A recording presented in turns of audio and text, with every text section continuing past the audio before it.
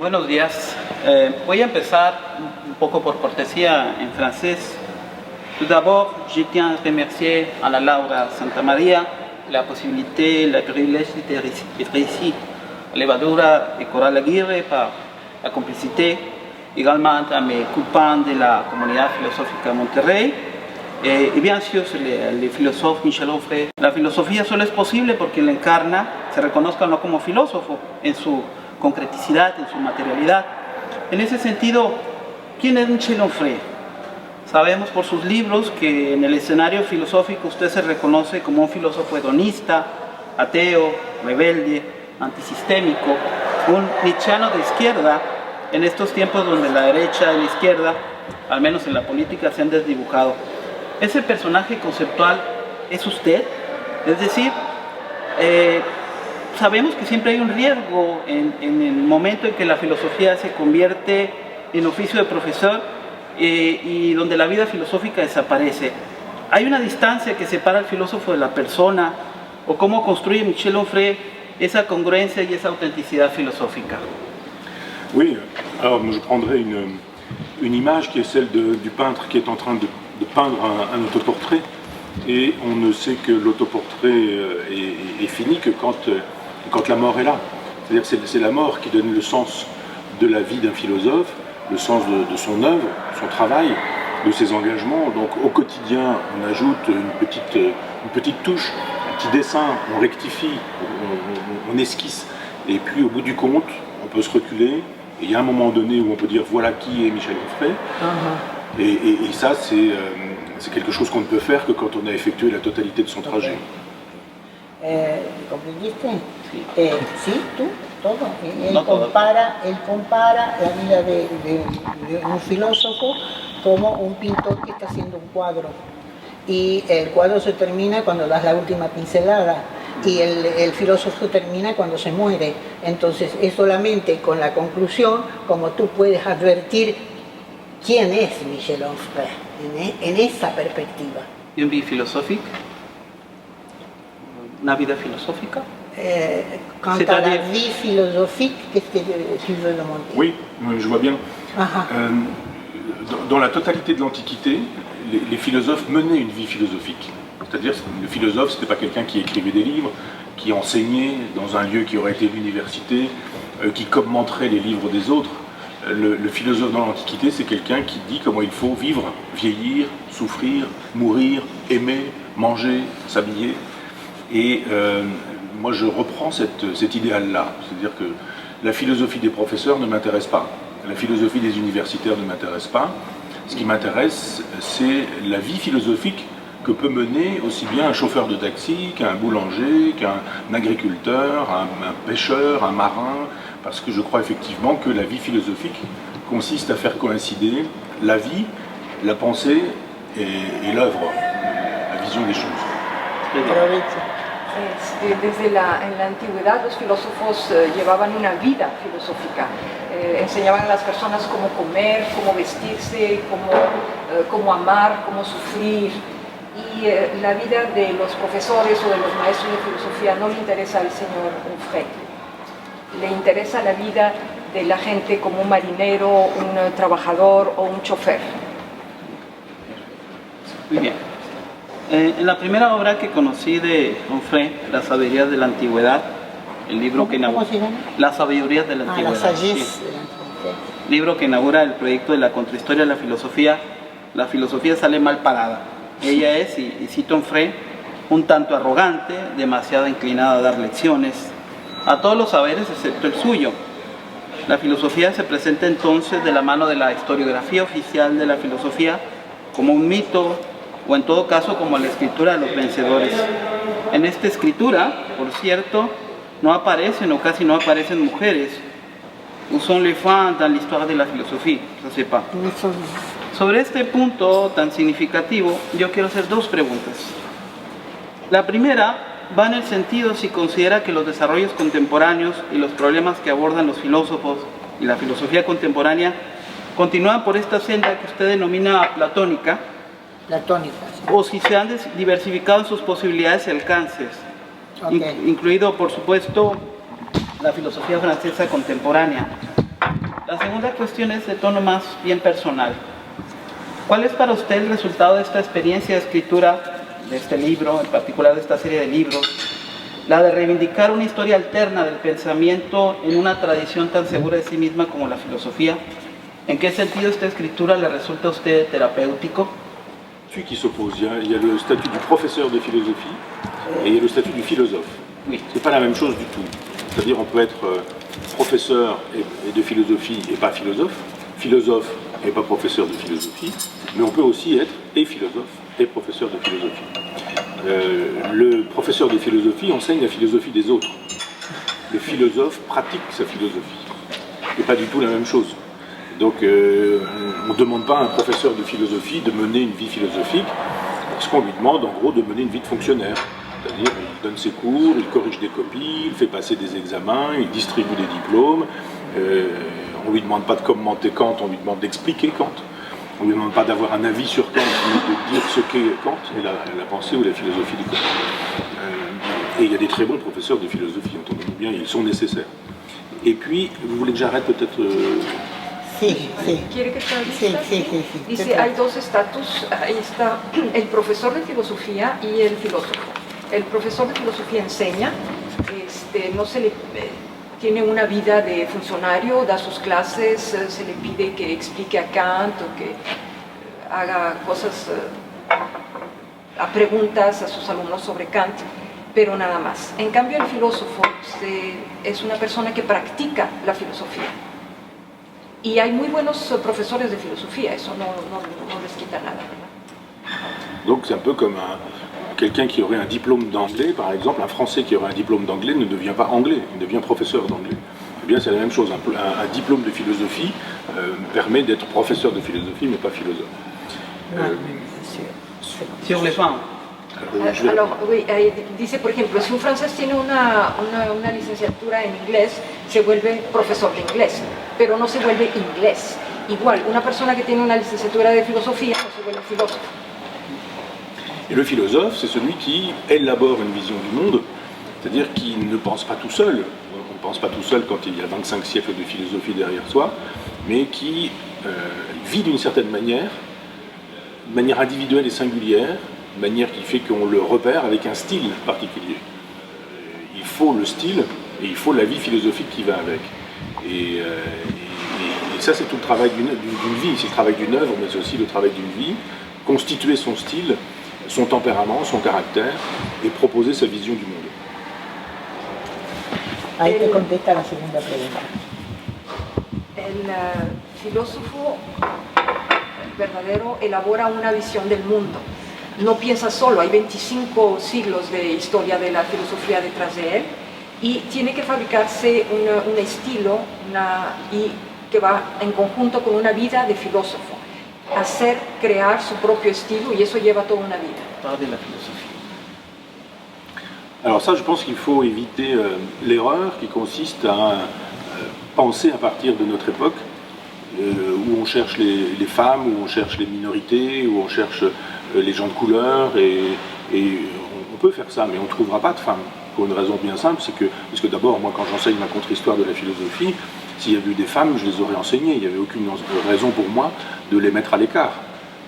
Mais simplement, quand on n'éduque pas les femmes, c'est ce que dit Montaigne, quand on ne leur apprend pas à lire, à écrire, à penser, il n'y a pas de raison qu'une femme devienne philosophe et se mette à écrire des livres. Donc on peut chercher dans l'Antiquité, on demande aux femmes de faire des enfants, d'être une bonne épouse, et il est arrivé qu'on ait quelques noms de femmes philosophes dans l'Antiquité, ce sont des femmes pythagoriciennes. Oui, mais d'autres, je dirais Théanée, Périctionée par exemple, qui sont des femmes qui ont laissé des textes assez terribles pour les femmes parce que ce sont des éloges du maquillage, ce sont des éloges de la cuisine et de la vaisselle, ce sont des éloges de la maternité, ce sont des éloges des enfants qu'il faut faire et de la beauté, de l'effacement de soi dans la construction de la famille ou ce genre de choses. Donc il n'y a pas de femmes parce qu'on a, je dirais d'une certaine manière, prolétarisé les femmes sur le terrain de la philosophie. Et puis ensuite, quand elles ont pu être philosophes, elles l'ont été dans des circonstances qui sont celles dont je parlais tout à l'heure, c'est-à-dire pour justifier leur état d'asservissement.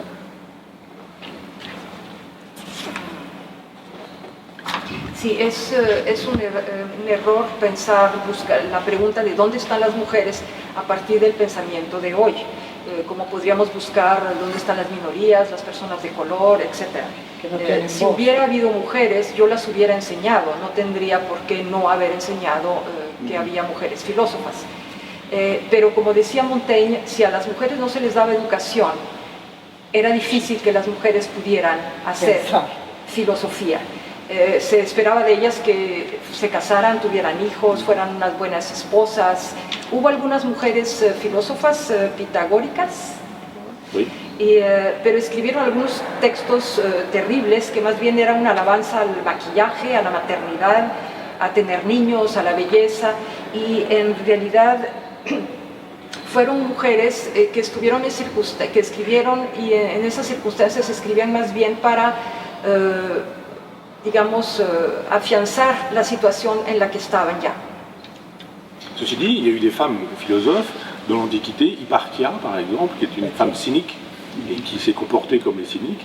Et puis on le sait, dans le jardin d'Épicure, Épicure accueillait les femmes aussi bien que les hommes, mais elles n'ont pas pour autant laissé d'œuvres écrites. Elles ont mené une vie philosophique, pour les unes vie cynique et pour d'autres vie épicurienne. Habla de Hipatia, que era cínica, y en el jardín de Epicurio recibía mujeres también, pero sí. no dejaron a decir. Usted ha dicho en diferentes entrevistas que no se considera un filósofo mediático. Sin embargo, cosa que no sucede en México con frecuencia, que los intelectuales aparezcan en televisión, aparece justamente en la televisión en entrevistas y debates sobre política, filosofía u otros temas donde generalmente su punto de vista es un referente polémico. Lo hace conscientemente y al mismo tiempo parece divertirse. Incluso ha advertido que en efecto los medios son como una cárcel porque quieren que seas quienes ellos han decidido que seas. Sabemos de sus adversarios del pensamiento, Platón, Freud, el cristianismo, entre otros, de sus empresas reivindicantes, la mujer y las omisiones en la historia de la filosofía, sofistas, presocráticos, escuelas griegas alternas a la hegemónica, y de sus causas beligerantes, pero lo que no está tan claro es quiénes son sus interlocutores, con quién dialogan Freud, para quiénes escriben, y sobre lo mismo, en qué filósofos o en qué filosofías contemporáneas usted reconoce una influencia en su devenir philosophique. Alors, un philosophe, quand il passe dans les médias, n'est pas un philosophe médiatique. C'est pas ça qui fait le philosophe médiatique. Ce qui fait le philosophe médiatique, c'est le livre qui est produit pour obtenir des effets médiatiques. Pas exactement la même chose. C'est-à-dire que tous les philosophes français vivants contemporains sont allés à la télévision quand on les a invités. Ça veut dire que tous les philosophes français seraient des philosophes médiatiques. Ceux qui ne sont pas médiatiques sont quelques professeurs qui n'ont jamais été invités et qui considèrent que ceux qu'on invite à la télévision sont des philosophes médiatiques et c'est une façon de les refuser, de les écarter. Disons, ils ne sont pas sérieux, ils vont à la télévision. Ils lisent rarement les livres qu'on écrit, mais ce sont des gens qui, effectivement, stigmatisent le philosophe médiatique parce qu'on le voit à la télévision, souvent parce qu'eux n'ont pas été invités à la télévision. Un filósofo que pasa en los medios no es un filósofo mediático. Lo que es mediático es hacer un libro que produce efectos mediáticos. Algunos profesores no van en la televisión porque creen que no es serio, por eso no aparecen ahí, y estigmatizan a los filósofos o a las personas que sí van porque los consideran frívolos y no serios. Ce qu'on a vu à la télévision, Alain Badiou, Jacques Rancière, Jacques Derrida, Pierre Bourdieu, sont tous des philosophes qu'on a vus dans les médias, autant que Bernard-Henri Lévy, que Luc Ferry ou que moi-même. Donc le problème n'est pas d'aller dans les médias, mais ce qu'on dit dans les médias. Varios filósofos han aparecido en los medios, Badiou, Derrida, Bourdieu, Bernard-Henri Lévy, Ferry, el señor Onfrémismo. El problema no es pasar ahí, sino lo que se dice cuando uno está frente a las cámaras. Quant à mes interlocuteurs, mon interlocuteur privilégié, c'est le monde, c'est le réel, c'est la réalité, c'est pas les philosophes. Je ne commande pas les œuvres de Badiou ou de Bernard-Henri Lévy. Je ne dialogue pas avec Luc Ferry ou avec Régis Debray. Je dialogue avec le monde, avec le réel, avec la réalité, avec l'histoire. Mes interlocuteurs ne sont pas mes semblables en philosophie, mais la réalité, le monde. Mi interlocutor es el mundo, es lo real. No comento las obras de Ferry o de Régis Debray. Yo es con la realidad, con el mundo, con lo real. Y dentro de sus influencias, dentro de su proceso formativo, ¿qué autores, qué filósofos, aparte de los que cita profusamente, reconoce? Quels sont les auteurs que vous reconnaissez dans votre formation, à part ceux que vous citez en Ceux que je cite, c'est-à-dire Épicure, Lucrèce, Diogène, Marc Aurèle, Spinoza, Nietzsche, qui sont Camus, qui sont des gens qui ont beaucoup compté pour moi. Les contemporains aujourd'hui, je les lis, mais par curiosité intellectuelle, ça ne nourrit pas mon travail. Foucault, Deleuze, Bataille. J'ai lu ça, mais ce ne sont pas des gens qui m'ont marqué. Je les ai lus, mais ce ne sont pas des gens qui ont joué un rôle dans mon travail. Ce sont des fous, tous sont des Nietzschéens, et je préfère aller voir Nietzsche plutôt que les Nietzschéens. Vous n'avez pas de contemporains, des philosophes avec qui vous avez une chose fraternelle, mais aussi, disons, profonde affinité. Et c'est un milieu redoutable, le milieu des philosophes, et personne ne s'aime. Il n'y a pas d'affinité, il n'y a pas de référence ou de révérence. Tous les groupes sont comme ça. Il y a beaucoup de jalousie, mais oui, c'est le monde. Moi, je connais un peu le milieu de la peinture, c'est la même chose. La musique, c'est pareil, il n'y a pas de solidarité, il n'y a que de la rivalité.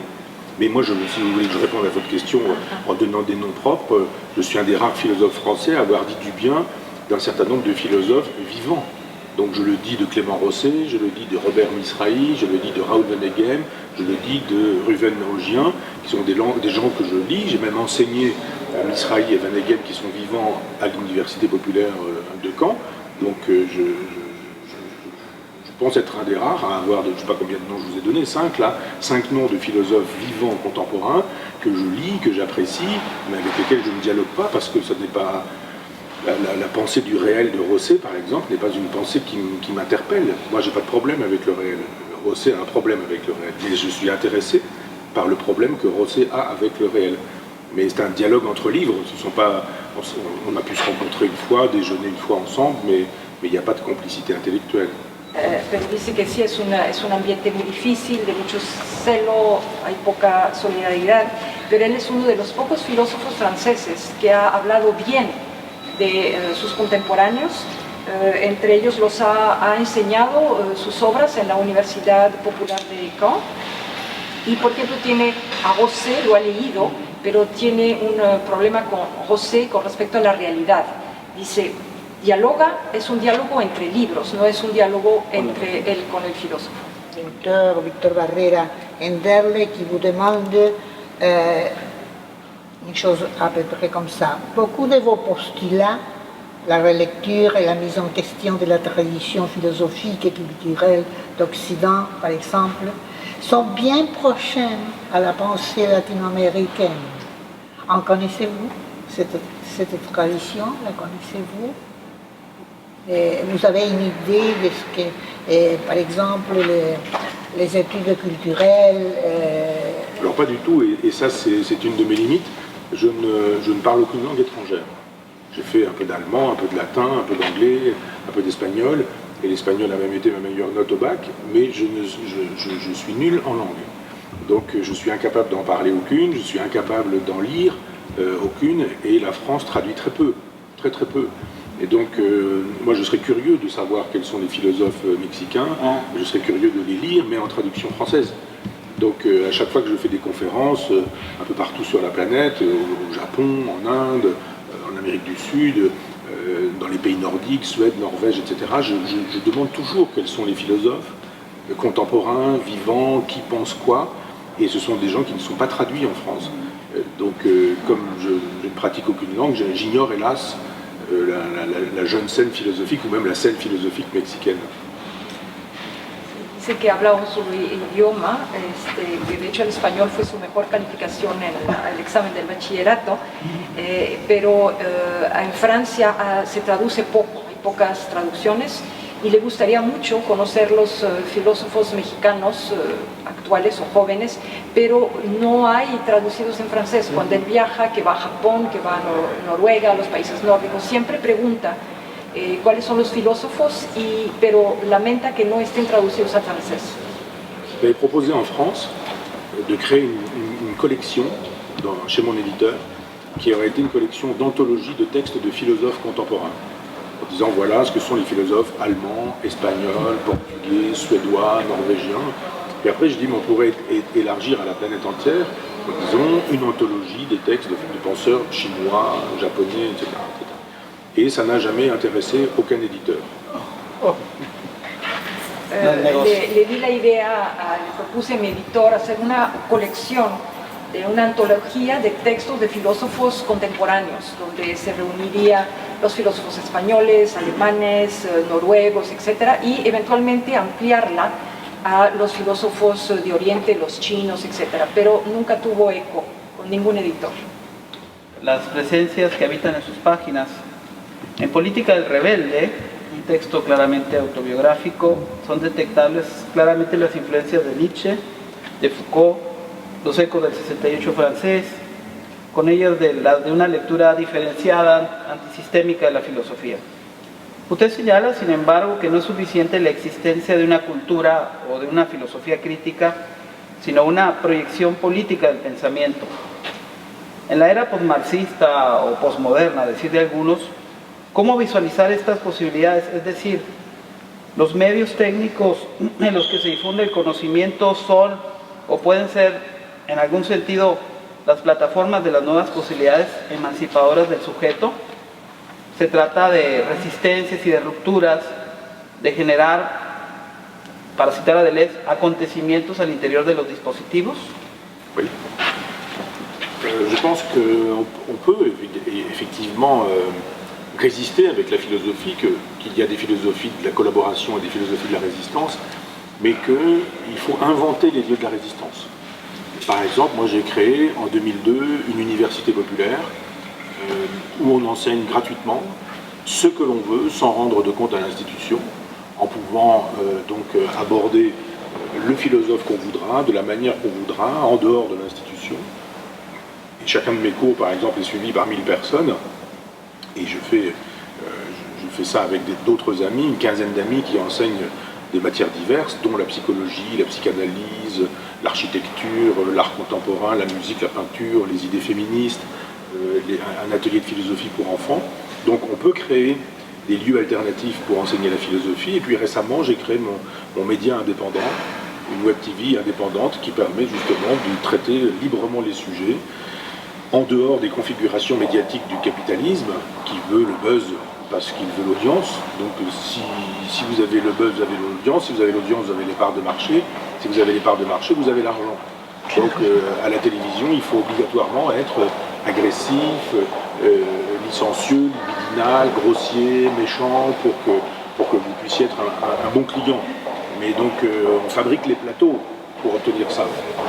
On essaie d'obtenir de l'agressivité sur les plateaux parce que ça c'est toujours payant à tous les sens du terme. Moi j'ai voulu avec ce média dire on doit pouvoir dire les choses avec du temps devant soi. Si on a besoin d'une demi-heure pour dire quelque chose, on le dit en une demi-heure et on ne va pas être interrompu par quelqu'un qui nous agresse ou par quelqu'un qui nous tire vers le bas. Donc je pense qu'en créant des lieux alternatifs, une université populaire, un web média par exemple indépendant, on peut faire de telle sorte que la philosophie retrouve un pouvoir qu'elle a perdu quand elle n'est que dans l'université. Creó la Universidad Popular de Caen, que es totalmente gratuita, donde se enseña a quien uno quiere y como uno quiere. Hay total libertad para esto, la ha hecho él con unos 15 amigos, él da clases allí a las cuales asisten como 1000 personas. Hay psicología, psicoanálisis, estudios feministas, hay incluso filosofía para niños, música, etc. Y recientemente ha abierto una web TV donde se pueden debatir libremente los temas. porque en los medios normales está el buzz, se tiene que hacer un buzz para que haya audiencia, la audiencia implica una participación de mercado, lo que le da a uno dinero, y para obtener eso a veces hay que ser malo, grosero, agresivo, eso es lo que atrae el público. En cambio, él quiere medios alternativos donde haya tiempo para decir lo que uno tiene que decir. Si uno necesita media hora para explicar algo, debe poder decirlo en media hora sin que sea agredido por otra persona o interrumpido. Y por eso esa creación de medios alternativos que podrían darle un nuevo poder a la filosofía. Gracias. Precisamente sobre la enseñanza de la filosofía y la experiencia de la Universidad Popular, evocando a Epicuro, usted habla de un método para lograr una filosofía popular, el cual implica acercar a la filosofía en cada una de las etapas de la formación de las personas, en la niñez, temprana y tardía, en la adolescencia, en la adultez. ¿De qué manera el proyecto de la Universidad Popular y sus estrategias pedagógicas podrían responder a esta perspectiva más amplia de acercamiento de la filosofía al pueblo como enseñanza de la filosofía en la infancia y la juventud? ¿Y cómo funciona ya en términos pedagógicos esta intención? Alors, on a donc, dès la première année, créé un atelier de philosophie pour enfants. Je pense que la philosophie n'est pas l'art de lire un texte de Heidegger et d'en faire une dissertation. Ça, c'est ce que pense l'institution française, mais on doit pouvoir s'adresser aux enfants parce que les enfants sont naturellement philosophes. À l'origine, les enfants demandent pourquoi les choses sont comme ça. Pourquoi est-ce qu'on ne voit pas le sommet de la montagne? Pourquoi est-ce qu'on a l'impression que le jour, on voit les couleurs de la montagne, puis là, aujourd'hui, on voit de la brume? Donc les enfants questionnent le réel véritablement. Et au fur et à mesure, les parents invitent les enfants à ne plus poser de questions. Ils disent ça suffit, c'est comme ça, arrête de poser des questions. Et il y a un moment donné où effectivement les enfants continuent à se poser des questions, mais ils n'obtiennent plus de réponses. Et ils arrivent à l'école, et à l'école, on leur donne des réponses à des questions qu'ils ne se posent pas. Donc on va leur dire, vous allez apprendre, je ne sais pas quoi, le débit du Rhône par exemple, ou les départements français. Les enfants, ils n'ont pas envie d'apprendre ce genre de choses. Donc ils renoncent à l'apprentissage et ils se mettent à obéir. Et quelques-uns continuent à dire, mais moi je veux toujours me poser des questions parce que je veux toujours avoir les réponses. Et cela donne ce qu'on appelle plus tard des philosophes. Donc je pense qu'il faut entretenir le naturel philosophique des enfants dès le départ, avec justement des ateliers de philosophie pour enfants, où il n'est pas question de lire les auteurs du programme, mais d'entretenir cette espèce de flamme questionnante qu'il y a chez les enfants, et qui se demandent toujours naturellement pourquoi les choses sont ce qu'elles sont. Et puis après, accompagner les enfants, avec le temps qui passe, et faire savoir que la philosophie n'est pas que dans la philosophie. C'est-à-dire qu'on peut faire de la philosophie avec les romans de Balzac, avec les romans de Zola, avec les opéras de Wagner, avec l'architecture de Palladio, qui on voudra. Donc à chaque fois qu'on enseigne quelque chose à l'université populaire, on fait savoir que la philosophie est partout. Elle est dans tous les âges, mais elle est aussi dans toutes les circonstances ou dans toutes les occasions. Et quand on me fait un repas mexicain, avec le repas mexicain, je peux faire de la philosophie. Raconter l'histoire des aliments, de leur préparation, de leurs assemblages. On fait de l'économie, on fait de l'histoire, on fait de la géographie, on fait de la géologie, on fait de l'histoire des idées, on fait de l'histoire des religions, simplement à partir d'une table. Donc je pense que le propre de l'université populaire, c'est de dire, entretenez ce naturel philosophique, retrouvez-le si vous l'avez perdu, et faites-le fonctionner sur tous les objets du monde. Cuando empezamos el primer año de la Universidad Popular de Caen, hicimos un taller de filosofía para niños, porque no se trata la filosofía no se trata de leer a Heidegger y de disertar sobre él. Los niños son naturalmente filósofos. Preguntan por qué la montaña está de este color hoy, por qué hoy no se ve por la bruma. Siempre están cuestionando lo real. Y los padres, poco a poco, los invitan a no hacer preguntas, a no hacer más preguntas. Los niños siguen haciéndose preguntas, pero ya no hay respuestas. Y cuando entran a la escuela, les dan respuestas a preguntas que no se están haciendo. Por ejemplo, cuál es el largo del río Ródano, cuáles son los diferentes departamentos de Francia. Eso no les no es lo que se están preguntando, y terminan renunciando a aprender y a obedecer, más bien. Los que no hacen eso, los que siguen preguntando, son los que después serán filósofos, realmente.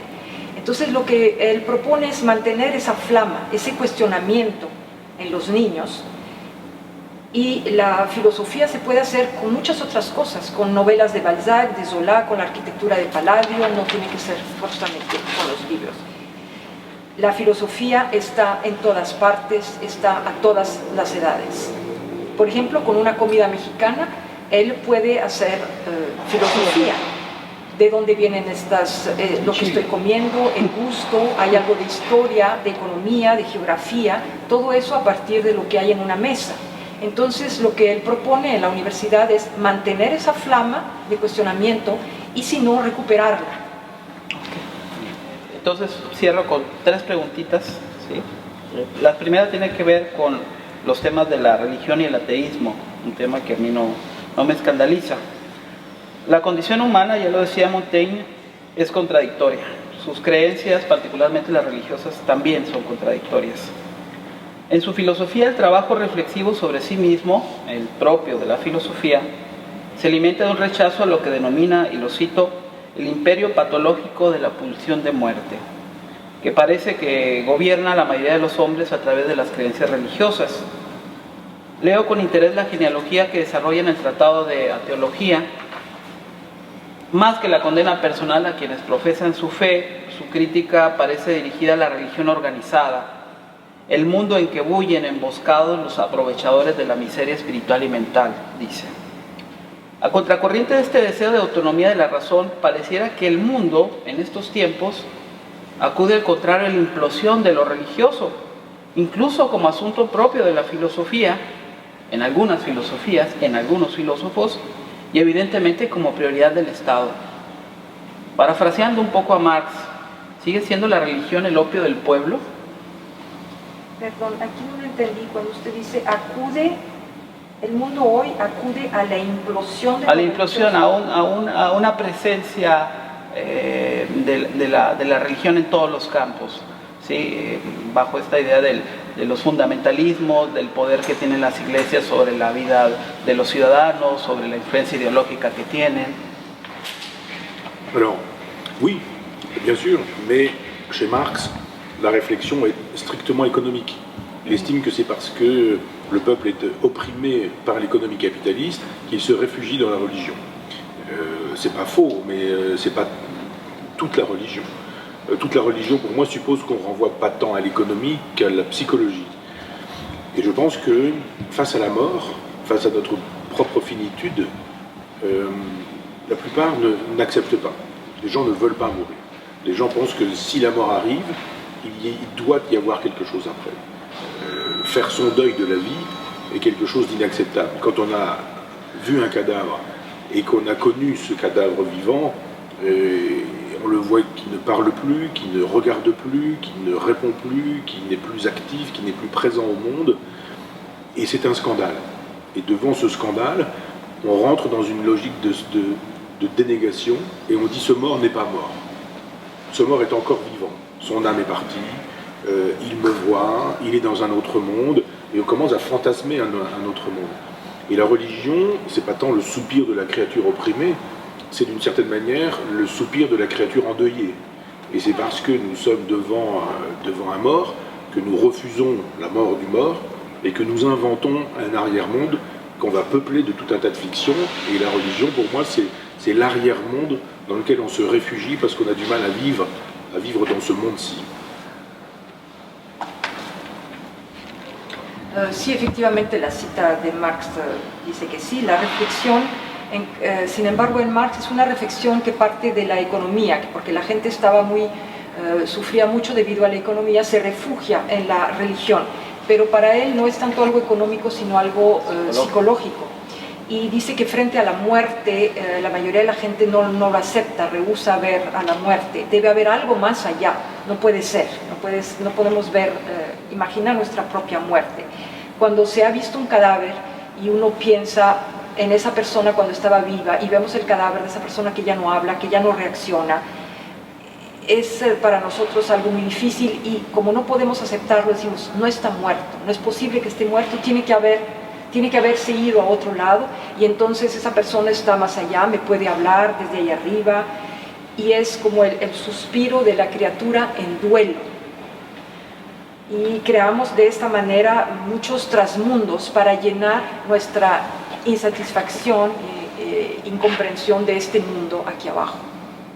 On pourrait dire que c'est le soupir de la créature déprimée. Incluso el suspiro de la criatura deprimida. Bien, bien.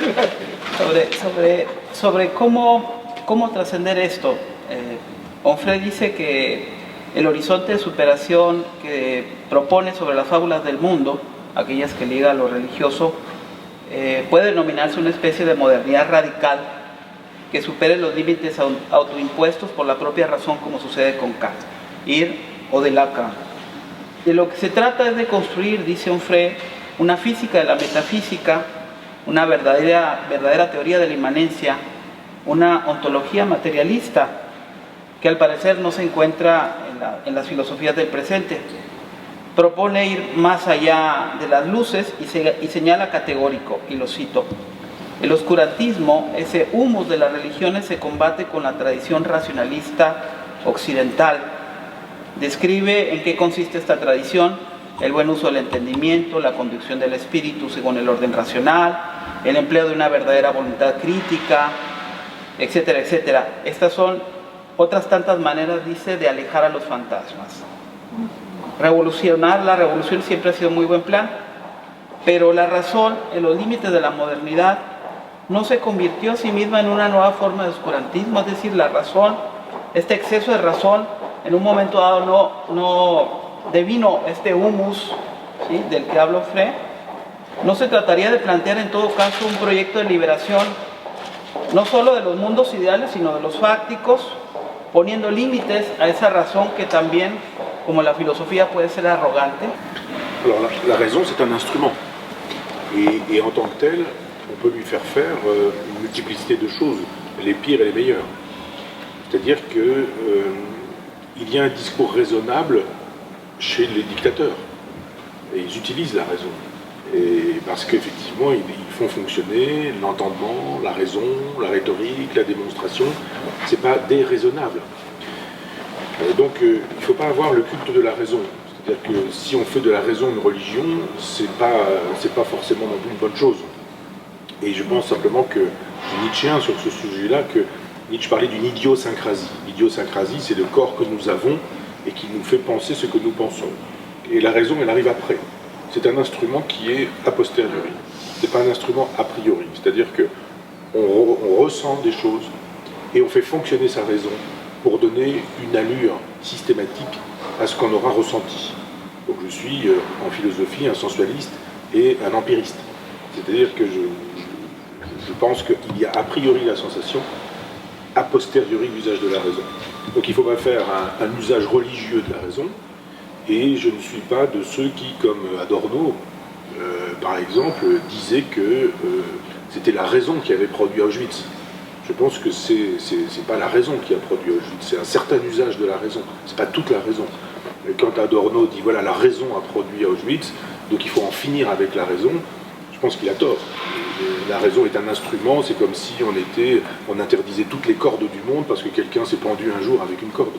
Avec une corde, on peut aussi sortir une voiture du fossé, par exemple. Donc la raison, c'est ça. Ça peut effectivement permettre les pires des choses, ça peut permettre la meilleure des choses. Voilà pourquoi il faut ajouter que c'est l'usage d'une raison bien conduite qui est une chose beaucoup plus importante que l'idole de la raison.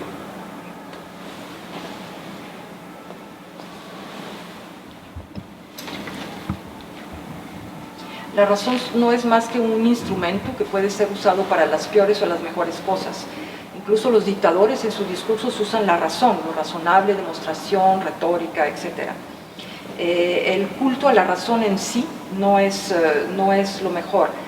Nietzsche hablaba de una idiosincrasia en el sentido de que la razón llega después, es a posteriori. Primero se sienten las cosas, él dice que es primero un sensualista, en el sentido de que llega primero la sensación y luego ya es la razón. Adorno Por un lado decía que la razón había producido a Auschwitz, pero no está de acuerdo, no tiene razón en este sentido.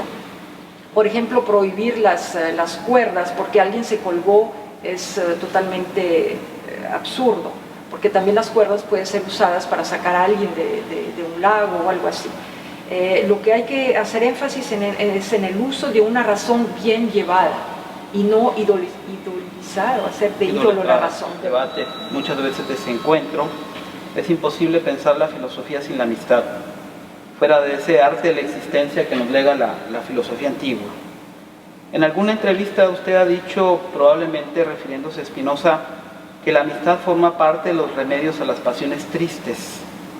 Podemos pensar hoy en día la amistad en sus matices fácticos y filosóficos como esa posibilidad de trascendencia del sujeto en el reencuentro de sí mismo y de una comunidad perdida, la comunidad con los otros.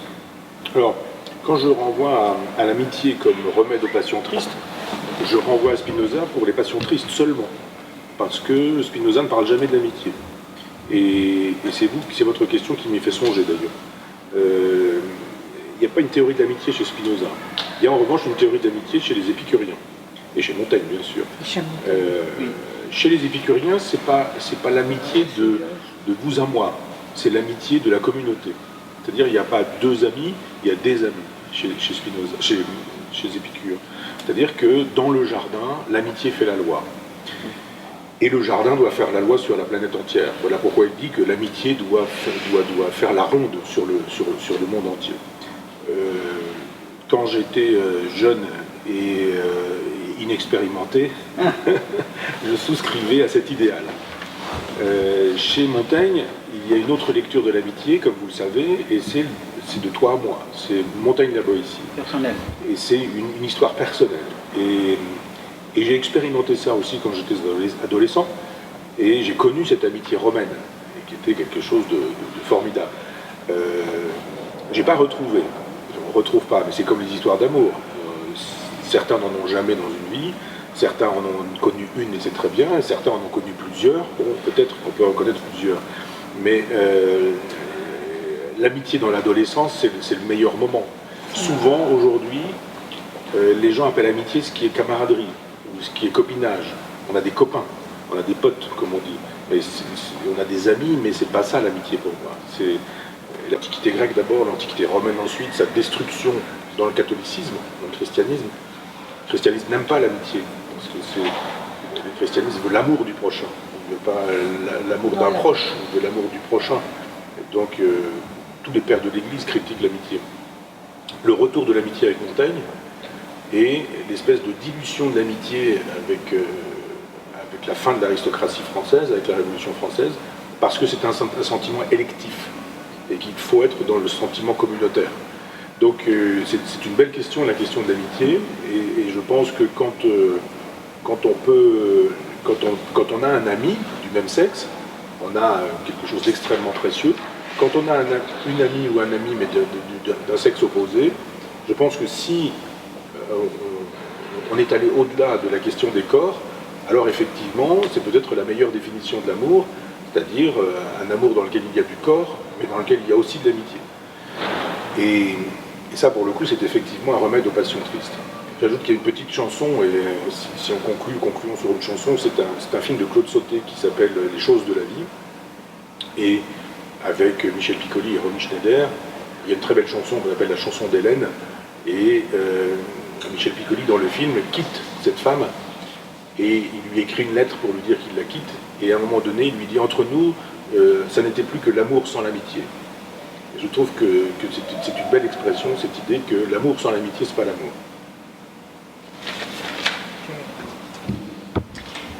En esta frase que usted cita de él, digo que es un remedio a las pasiones tristes, haciendo alusión a Spinoza, pero porque Spinoza habla de las pasiones tristes, pero nunca habla él de la amistad. No tenía Spinoza una teoría de la amistad. Los que sí tenían eran los epicúreos y Montaigne. Los epicúreos, para ellos la amistad era una cosa de la comunidad, no era uno, sino en el jardín de Epicurio eran varios. Es una amistad así del mundo.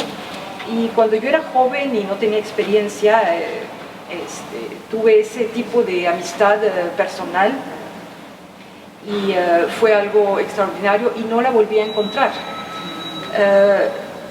En oposición a Epicurio está la amistad de Montaigne y la Boétie, que ahí sí es una amistad de uno a uno, muy personal.